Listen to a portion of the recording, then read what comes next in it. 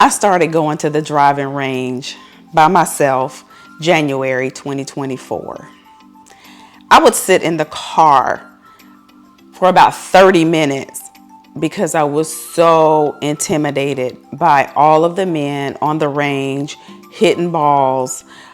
I didn't know what to do. I would just sit in the car for like 30 minutes looking around, trying to pick up clues as to what to do. If you're a beginning golfer and you want to improve your game and you're new to the driving range, I'm going to give you 6 tips to help you not only improve your game as a beginner, but give you the confidence to go out there on the driving range and practice more. Welcome to another episode of 4 Fairway Ladies. I am your host, Dr. T-Mac.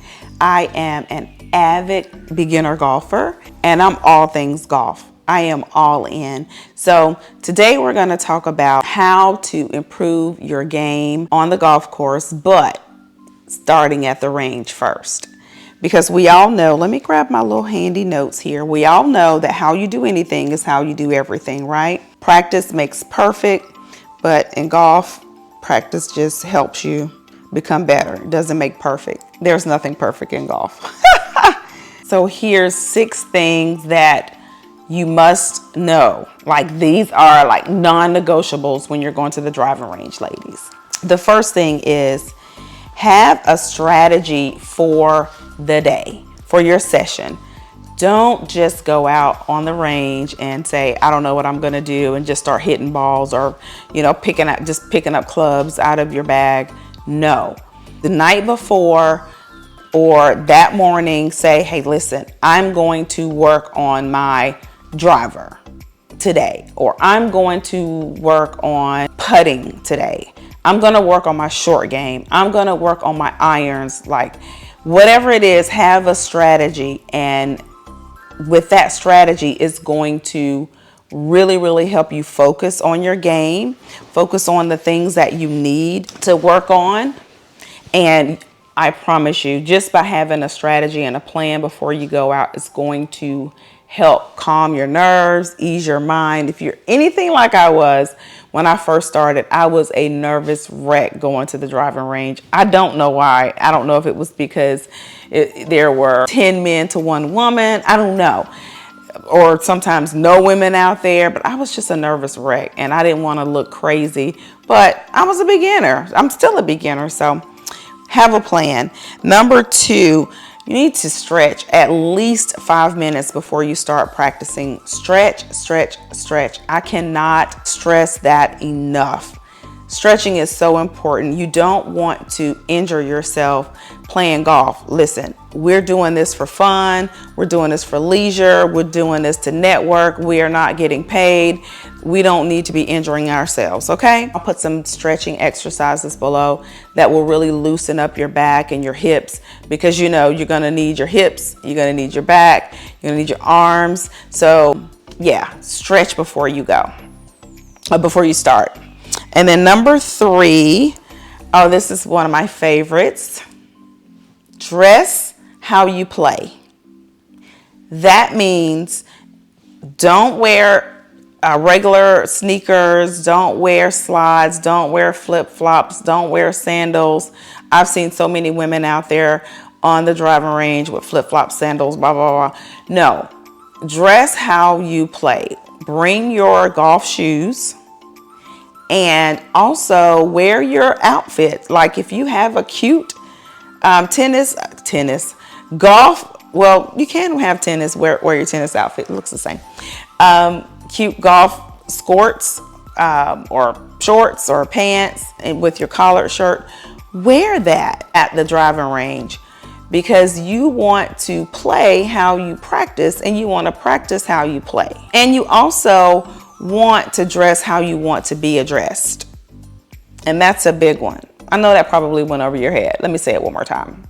You want to dress how you want to be addressed. So let's not go out there looking frumpy. Have your visor on, have your hair pulled back in a ponytail or however you want to wear it, but look the part and look good while you're practicing, okay?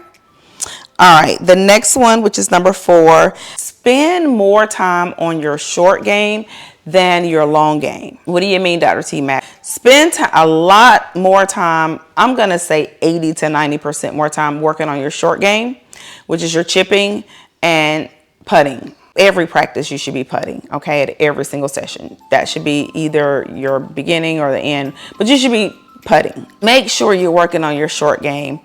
I remember I was paired up with a man who's been playing golf for probably 50 years, and my short game sucked. I could drive the ball, and the second shot was pretty good, but when I would get within 125 yards to the pin, oh my God, I couldn't. My chipping was not good. I didn't know how to bump and run. My putting sucked, and he told me, he said, you have to work on your short game more than your long game. And he said, because that's what's going to shave the points off of your score, right? Anybody can drive a ball, hit a ball far, but not anybody. Most people can hit the ball far, but the objective is to get the ball in the hole. So work on your chipping. I've been recently working on my chipping at every practice session. The bunker, that's another one. I think that's number 5. Always practice trying to get your ball out of the bunker, because your ball's gonna go in the sand, and you don't want to. Oh my God, the last time I played, I lost 3 strokes in the bunker. So always practice in the bunker. If you guys, your driving range should have a bunker. Go in that bunker and practice. Put your ball in front of the bunker, practice that. Practice right on the edge, and then practice with your ball inside the bunker. It will tremendously improve your game, or improve your game tremendously. Number 6 is always use your own ball when you're practicing putting. Use your own ball. Do not use the range balls when you're putting, because putting is all about the feel. You want to simulate you using your ball and putting it in that hole. You want to simulate that as much as you can. So always use your own ball or balls when you're practicing putting. And then I guess I have a bonus here. Record your sessions. Take your tripod, take your phone, and record your sessions. You don't have to record the whole entire session, but record the majority of your session, because you want to see what you're doing wrong. You want to see how you're standing. You want to see how you're approaching the ball. You want to see how your alignment is. You want to see what you're doing in your backswing. I know I sway a lot, and I'm working on that. I have a coach, and she's helping me with stand with your feet a little bit, I guess like a duck a little bit. That'll keep you from rocking. I've taken out most of the swing, but I still notice that I sway a lot. So when I take my camera so I can see exactly when I'm swaying, where my weight is, and all of that. So take your camera, and you want to do before and afters. You want to see the progress of going to the driving range. The more you practice, the better you will become. I know it's boring a lot of times to practice by yourself, but just focus, take notes if you want to, but this is your game. You want to be good enough to play with anybody that they may pair you up with, because a lot of times they will pair you up, especially if you're by yourself or it's a twosome and then they have another twosome. They'll pair you up. It depends on the course, but they will pair you up. You will be paired up with some strangers. So you want to be able to hold your own. Yesterday, I played with 2 guys who are really good. And I scored, we played the back 9. I scored a 50. I've been under 100 lately, but I scored a 50 on the back 9. And I was like, first of all, I was so nervous. I was so nervous when I played with them, because they're really good. So I broke the ice. And this is a bonus tip.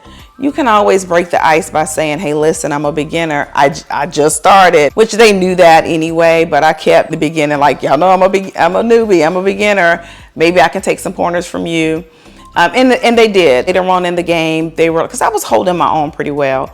And then later in the game, I started falling apart. And so they were helping me. They gave me some tips and some pointers. So you want to be able to know what you're doing on the golf course so you can hold your own. But you cannot do that if you're not practicing. Go to the range, have fun, look cute, practice putting, work on your short game more than you work on your long game. Have a plan, practice your bunker shots, stretch, and always use your own balls when putting. I hope this helped. You'll always be a student of golf. My husband has been golfing for 20 something years, and he's still a student of golf. But it's so much fun. Don't get overwhelmed. Just calm down, have fun with it. I'm very happy that you're here. Thank you for joining me. And remember to keep swinging for your goals. See you next time.